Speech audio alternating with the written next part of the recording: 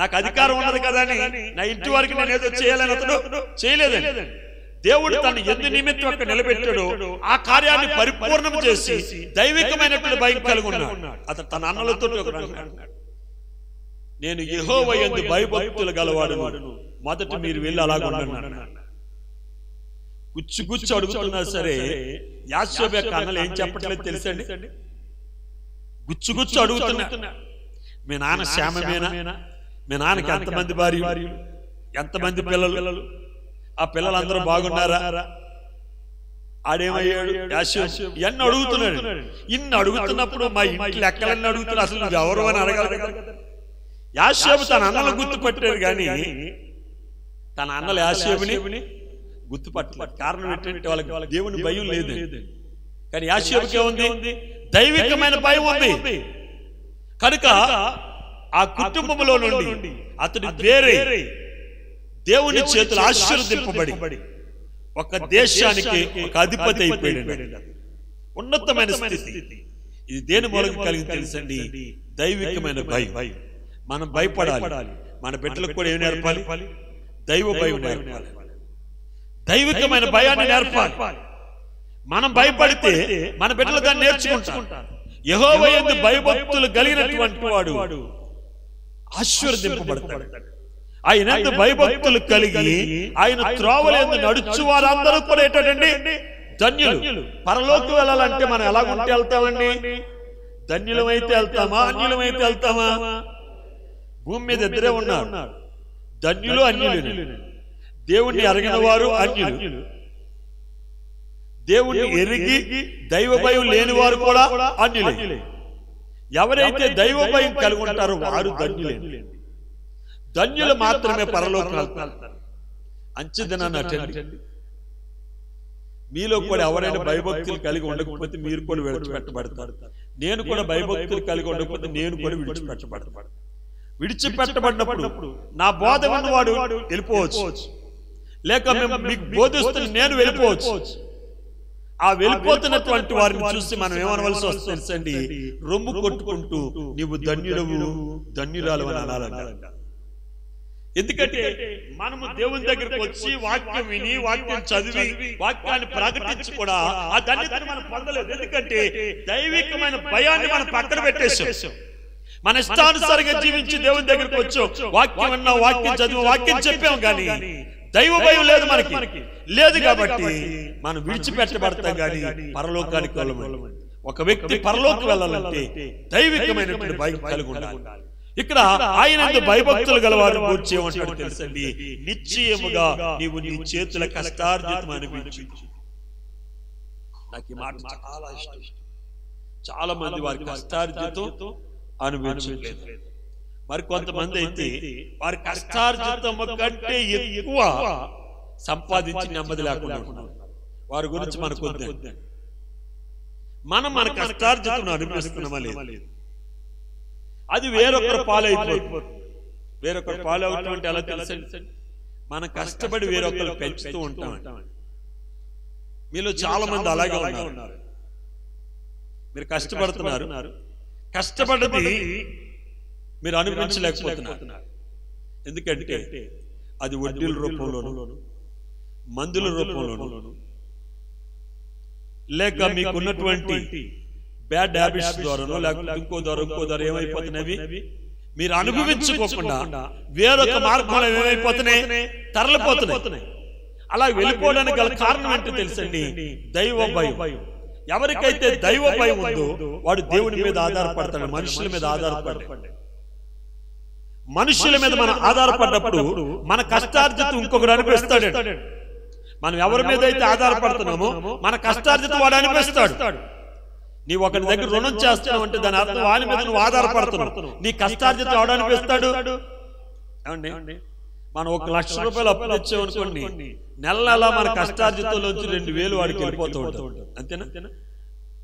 అవునా కదా? చెప్పండి. 2,000 వాడికి వెళ్ళిపోతుంది. దాని అర్థం ఏంటి? వెళ్ళిపోతుంది. మన కష్టార్జితం మనం అనిపిస్తున్నాం, వేరొకరు అనిపిస్తున్నాడా? వేరొకరు అనిపిస్తున్నా లేదు. అన్ని బాగానే ఉన్నాయి. మన కుటుంబంలో అస్వస్థత కలిగి ఉన్నాం. అస్వస్థత ద్వారా మెడిసిన్కి వెళ్ళిపోతూ ఉంటాం. దీనికి కూడా గల కారణం ఏంటంటే దైవ భయం లేకపోవడం. వాక్యం ఏమని చెప్తుందంటే ఆయన రెక్కల కింద ఆరోగ్యము. నిజంగా దైవిక భయం కలిగి ఉన్నాం అనుకో, నిజంగా మనకు పెద్ద రోగం వచ్చినా సరే చిన్న మందుతో దేవుడు ఏం చేస్తాడు, దాన్ని బాగు చేసేస్తాడు. ఒక వ్యక్తి చెప్తున్నాడు, అతను కొన్న తెగులు కట్టండి దరిదాపుగా 4 లక్షలు ఖర్చు పెట్టేసాడు. డాక్టర్లు ఏమీ లేదంటున్నాడు, మందులు వాడుతున్నాడు, సంవత్సరాలు వాడేసాడు. దేవుని మీద ఆధారపడి ప్రార్థన చేసుకుంటూ ఉంటే వాడో చెప్పాడంట, చిన్న మెడిసిన్ 15 రూపాయలు మెడిసిన్ తెచ్చుకున్నాడట. అది వేసుకోగానే రోగం తగ్గిపోయింది. మెడిసిన్కి అంత ఏంటంటే 4 లక్షలు ఖర్చు అయినా సరే రోగం తగ్గలేదు. కానీ 15 రూపాయలు పెట్టి చిన్న మందు, చాలా సింపుల్ గా వీధి కొట్లో దొరికే మందు తెచ్చుకున్నాడు. అది తెచ్చుకుని వేసుకుంటే ఏమైందంటే తగ్గిపోయింది. ప్రియమైనటువంటి వాళ్ళ, దైవ భయం ఉన్నప్పుడు మనకి ఎటువంటి రోగం కలిగినా సరే రోగం నుండి దేవుడు ఏం చేస్తాడు, స్వస్థపరిచి మన ఖజానాకి ఏం పడినవాడండి, చిల్లు పడినవాడండి.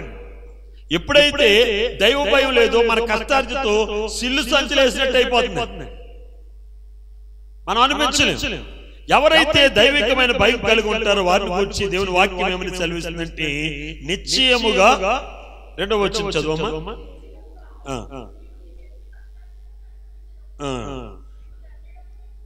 నీవు ధన్యుడవు, నీకు మేలు కలుగును. గమనించండి ప్రియమైన, యెషయా గ్రంథం 3వ అధ్యాయం 10వ వాక్యాన్ని చదవండి. మీకు మేలు కలుగునని, నీకు మేలు కలుగునని నీతిమంతులతో చెప్పుము, వారు తమ క్రియల ఫలం అనుభవించుదురు. దేవునికి స్తోత్రం. ఏం కలుగునని ఎవరికి చెప్పమన్నాడండి? మేలు కలుగునని ఎవరితో చెప్పమన్నాడు? నీతిమంతులతో చెప్పండి. ఎవరు నీతిమంతులు? దేవుని యందు భయభక్తులు కలిగినటువంటి వారు నీతిమంతులు. యెహోవా యందు భయభక్తులు గల వారి అందరిలో నీతి సూర్యుడు ఉదయించును. భయభక్తులు గలవారి కట్టండి ఎవరు ఉదయిస్తారట? నీతి సూర్యుడు ఉదయిస్తాడటండి. ఎవరైతే ఆయన భయభక్తులు కలిగి ఉంటారో వారి పాపం చేయరండి, వారు దుష్క్రియలు చేయరండి, వారు చెడ్డ పనులు చేయరు, దేవునికి విరోధమైన కార్యాలు చేయరు. ఇవన్నీ చేయని వాడిని మనం ఏమంటాం? నీతిమంతుడు అంటాం. నీతిమంతుని కూర్చొని ఏం చెప్తున్నాడంటే మీకు మేలు కలుగునని ఎవరితో చెప్పమన్నాడండి? నీతిమంతులతో చెప్పమన్నాడు. ఎందుకంటే మీరు మీ క్రియల ఫలమును అనుభవించెదరు. అర్థమవుతుందమ్మా? మనం మంచి చేసినప్పుడు కూడా కొన్ని సందర్భాలు మనకి చెడు ఎదురవుతుంది. ఈ క్రైస్తవులోనండి మనల్ని బయట వారు దేశిస్తే పెద్ద బాధపడమండి, అవునా కాదు? ఎవరు దేశిస్తారు తెలుసండి మనల్ని? ఈ క్రైస్తవులు ఉన్నటువంటి శోధన అన్నిటికంటే పెద్ద శోధన ఏంటంటే మన ఇంట్లో వల్ల మనల్ని వ్యతిరేకిస్తూ ఉంటాం, మన ఇంట్లో వల్ల మనల్ని శోధిస్తూ ఉంటాం, మన ఇంట్లో వల్ల మనల్ని ఇబ్బంది పెడుతూ ఉంటాం, మన ఇంట్లో వల్ల మళ్ళీ ఆలన చేస్తూ ఉంటాం, కంగారు పడతాడు. దాని అర్థం ఏంటంటే ఎప్పుడైతే నీకు బాగా కావలసిన వారిని నేను ఇబ్బంది పెట్టి దైవికమైనటువంటి స్థితిలో నిన్ను పాడు చేయాలనుకున్నాడు, దాని అర్థం ఏంటంటే నువ్వు దేవునికి దగ్గర అవుతున్నావు అని అర్థం. అర్థమవుతుంది? మనం ఎప్పుడైతే దేవునికి దగ్గర అవుతున్నామో దేవుడి నుండి మనల్ని వేరుపరచాలంటే బయట వాళ్ళు మనల్ని ఏమన్నా మనం పెద్ద పట్టించుకో. త్వరగా మనం విడిపోవాలంటే ఎవరిని పట్టుకోవాలి? మన ఇంట్లో వాళ్ళే కదా. ఏబును శోధించడానికి ఎవరిని పట్టుకున్నా చెప్పండి, గట్టిగా చెప్పాలి. భార్యనే కాదు. భార్య ఎక్కడ ఉంటుంది? మనల్ని ఎవరు ఉన్నా విడిచి వెళ్ళినా సరే భర్తకు భార్య, భార్యకు భర్త, ఇది విడదీయలేని మాట. మనకు పుట్టిన పిల్లలు కావచ్చు, వారి పుట్టిన పిల్లలు కావచ్చు, ఒకనొక టైం వచ్చేటప్పుడు మనల్ని ఏం చేస్తారు? విడిచి వెళ్ళిపోతారు. ఎవరు మన దగ్గర ఉండరు. ఆఖరికి తోడుండేది ఎవరు? భార్యకు భర్త, భర్తకు భార్యలు భర్తకు తెలియకపోయినా భర్తలు భార్యకు తెలియకపోయినా ఒకనాటికి తెలుస్తుంది. అది తెలిసేదాకా భర్త అయినా భార్య అయినా ఓర్పు కలిగి ఉండాలి. నా భార్య నా మాట వింటలేదని భర్త అనుకోవచ్చు, భార్య నా మాట నా భర్త వింటలేదని అనుకోవచ్చు. కానీ ఒక టైం వచ్చేటప్పటికి ఇద్దరు దొరికే మాట అయిపోతుంది. పెళ్ళైన కొత్తలు ఎలాగుంటుందో ఒక మాట కింద కొన్ని దినాలు కొన్ని సంవత్సరాలు అయ్యేటప్పటికి ఇద్దరు మాట మరల ఏమవుతుందండి? ఇప్పుడు భార్యాభర్తలు ఆ టైం వచ్చేటప్పటికి ఎలా ఉంటుంది? ఒకే మాట, ఒకే శరీరం. అలా ఒక్క శరీరంగా ఉన్నటువంటి తన భార్య ద్వారా ఏమని ఏం చేసిందండి? శోధించి, నిన్ను నీ తండ్రి ద్వారా శోధించు, నీ తల్లి ద్వారా శోధించు, నీ భర్త ద్వారా శోధించు, నీ బిడ్డల ద్వారా శోధించు. ఇలాగ నీకు ఇన్ని రకాలైనటువంటి వ్యతిరేకతలు నీ మీదకి వస్తున్నాడు. దాని అర్థం దేవునికి నువ్వేమవుతున్నావు? దగ్గర అవుతున్నావు, లేదా దేవుడు నీకు దగ్గర అవుతున్నాడు.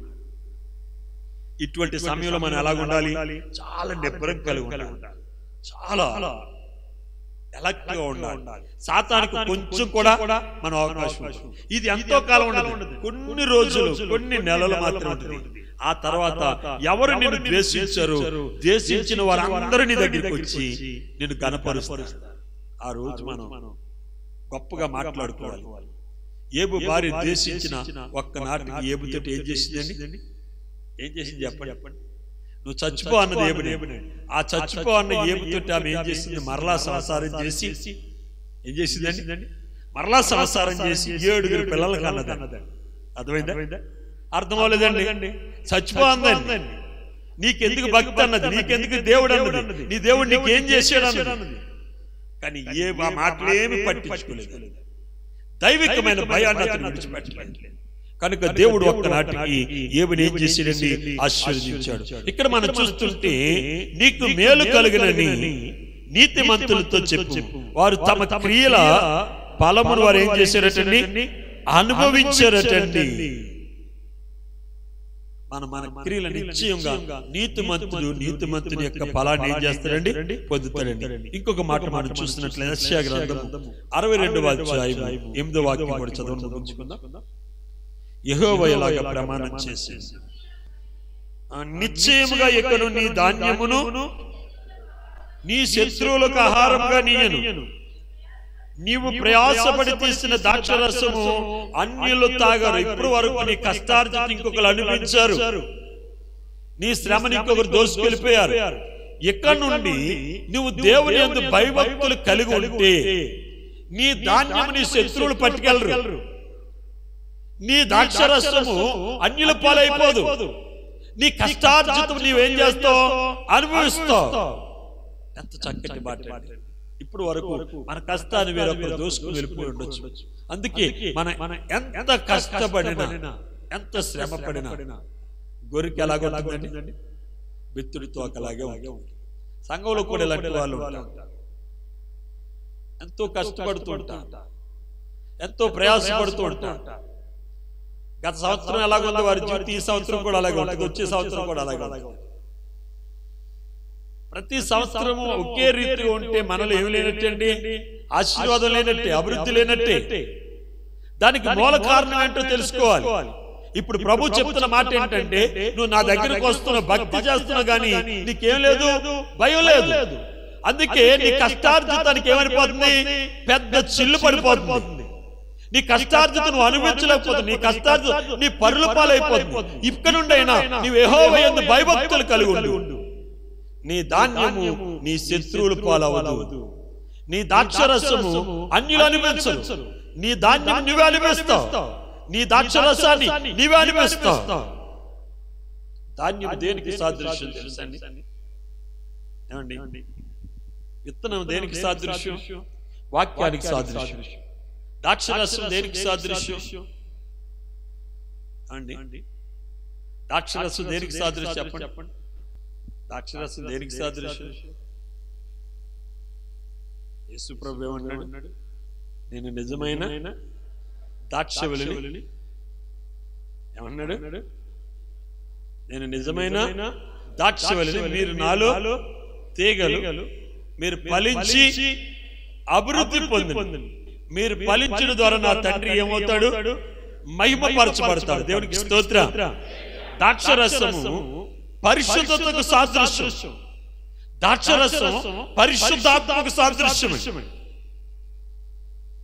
యేసు క్రీస్తుని మనం పొందుకోవాలి, అదే సమయంలో పరిశుద్ధాత్మను కూడా మనం సంపాదించుకోవాలి. ఈ రెండు మన దగ్గర ఉన్నప్పుడు, ప్రభువు పరిశుద్ధాత్మ మన దగ్గర ఉన్నప్పుడు మన జీవితం ఎలాగో తెలుసండి? 3 పువ్వులు 7 కాయలు. 7 కాయలు అంటున్నారు ఎవరు? నాకు అర్థం. ఎన్ని కాయలు? 3 పువ్వులు 6 కాయలు అక్కడ కాస్తే చెప్పండి.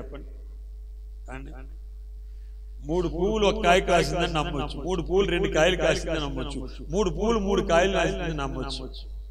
కానీ ఇక్కడ 3 పువ్వులు ఎన్ని కాయలు కాదుదట? 6 కాయలు కాదు. అది వాస్తవం అంటే వాస్తవం అండి. ఏబు జీవితం ఏమైందండి చెప్పండి. ఎలీషా గారు ఎంత ఆశీర్వదింపబడ్డారు చెప్పండి. 2 అంతల ఆశీర్వాదం. ఎలీషా మీదకి 2 పాలు దిగి వచ్చింది. యాక్చువల్ గా ఏలియా గారి మీద ఉన్న ఆత్మ ఎలీషా గారి మీదకి రావాలి, అది ధర్మం. కానీ ఇంకా ఎక్కువ ఎక్కడైనా చూడండి, గురువు గారికి 10 విషయాలు తెలిసినాయి అనుకోండి, శిష్యుడికి ఎన్ని విషయాలు చెప్తాడు చెప్పండి. గురువు గారికి 10 విషయాలు తెలిసిన శిష్యుడికి ఎన్ని విషయాలు చెప్తాడు? 10 చెప్తాడు. ఒక 5 చెప్పొచ్చు, 6 చెప్పొచ్చు, బాగా ఇష్టమైతే 9 చెప్పొచ్చు. కానీ 1 మట్టిగాడి దగ్గర ఉంచుకుంటాడు. ఒక్క విషయాన్ని దాస్తాడండి. కానీ ఇక్కడ ఏలియా గారిలో ఉన్నటువంటి ఆత్మ 2 పాలు ఎవరికి వచ్చిందండి? ఎలీషా గారి మీదకి వచ్చేసింది. ఏలియా గారు 1 పాలు వెళ్తుంది అనుకున్నారు, కానీ ఎలీషా గారి మీదకి ఇప్పుడు ఎంత వచ్చిందండి? 2 పాలు వచ్చేసిందండి. కారణం ఏంటో తెలుసండి, ఎలీషా గారు ఏలియా గారి కంటే సంపన్నుడు. అర్థమవుతుంది? ఎలీషా గారు ఏలియా కంటే సంపన్నుడు. ఏలియా దగ్గర పెద్ద ఆస్తులు ఏమి లేవండి. ఎలీషా గారి దగ్గర ఆస్తి ఉందండి, భూములు ఉన్నాయి, ఇండ్లు ఉన్నాయి, పశువులు ఉన్నాయి, గొర్రె మందలు ఉన్నాయి, చాలా ఆస్తి గలవాడు. కానీ దేవుని మాటకు లోబడి ఎలీషా గారి యొక్క పిలుపు దైవికమైన పిలుపుగా భావించి తనకున్న సమస్తమును విడిచిపెట్టి ఏలియా గారిని వెంబడించి, ఏలియా గారి దగ్గర ఎప్పుడు కూడా నేను డబ్బున్నవాడని అన్నట్టుగా ఇప్పుడు బిహేవ్ చేయలేదు. ఆయనకి ఎలీషా గారు ఎల్లక ముందే శిష్యులు ఉన్నారండి. గెహాజీ కూడా ఏలియా గారి యొక్క శిష్యుడే. ఏలియా గారికి ఎలీషా గారు ఎంత పరిచయం చేసేవాడని తెలుసండి. ఆయన కాళ్ళు కడిగేవాడు, ఆయన వస్త్రాలు ఉతికేవాడు. ఇంకా తగ్గింపు పని ఏంటో తెలుసండి, ఏలియా గారు భోజనం చేసిన తర్వాత ఆయన చేతులు ఎలీషా గారు కడిగేవాడు. ఎంగిలి చేతులు ఎవరైనా కడుగుతారండి? మన బిడ్డల చేతులే మనం కడగడానికి ఇష్టపడం, లేదా మన చేతులు మన బిడ్డలు కడగడానికి ఇష్టపడరు. కానీ ఇక్కడ ఎలీషా గారు ఏలియా గారి చేతుల మీద నీళ్లు పోయిచు కడుగుచున్నట్లుగా మన వాక్యం సెలవిస్తుంది. అంత తగ్గింపు కలిగి ఉన్నాడు. ఈ తగ్గింపు దేనికో తెలుసు, దైవికమైనటువంటి భయం ఏలియా గారిలో కన్నా ఎలీషా గారిలో ఏముందండి? ఎక్కువ. ఏలియాకి దైవ భయం ఉంది, కానీ దానికంటే ఎక్కువ ఎలీషా గారికి దైవికమైన భయం ఉంది. దైవ భయమే ఎలీషా గారికి ఉంటే మరణాపేక్షతో ప్రార్థన చేసేవాడు కాదు, దేవుని చిత్తం ఏంటో దాన్ని గ్రహించేవాడు.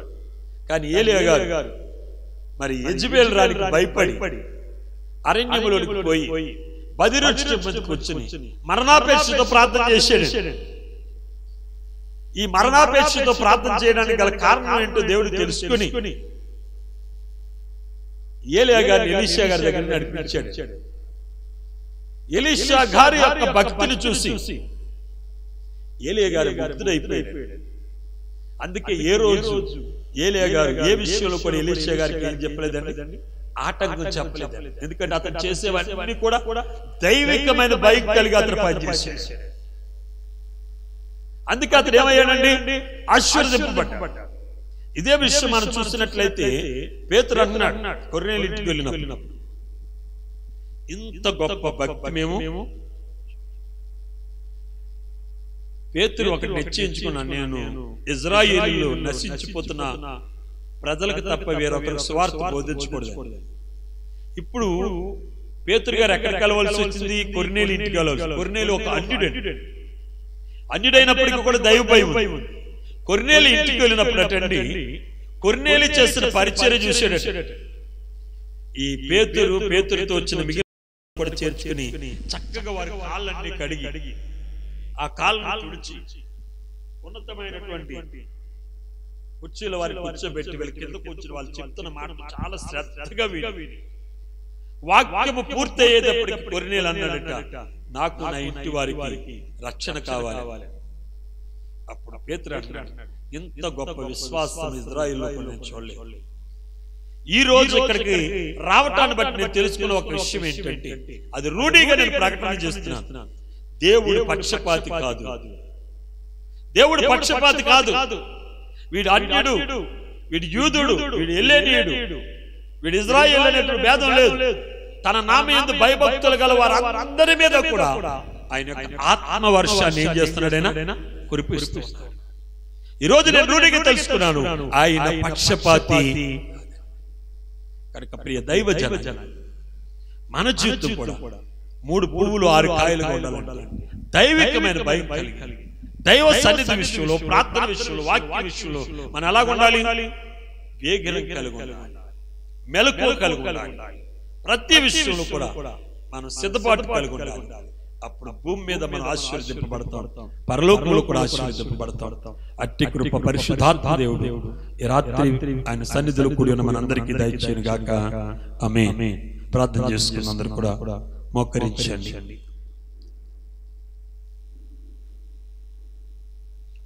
పరిశుద్ధుడైన తండ్రి, ప్రేమ కలిగిన దేవా, నీకు వందనాలు చెల్లిస్తున్నా. ఈ రాత్రి దైవికమైన భయమును గురించి మీరు మాతో మాట్లాడారు. యెహోవా యందు భయభక్తులు కలిగి ఉండుట మేలుకు కారణమని, ఆయన యందు భయభక్తులు కలిగి ఆయన త్రోవలు నడుచు వారందరూ కూడా ధన్యులు. నిశ్చయముగా నువ్వు నీ చేతుల కష్టార్జితను అనుభవించు, నీవు ధన్యుడవు, నీకు మేలు కలుగు.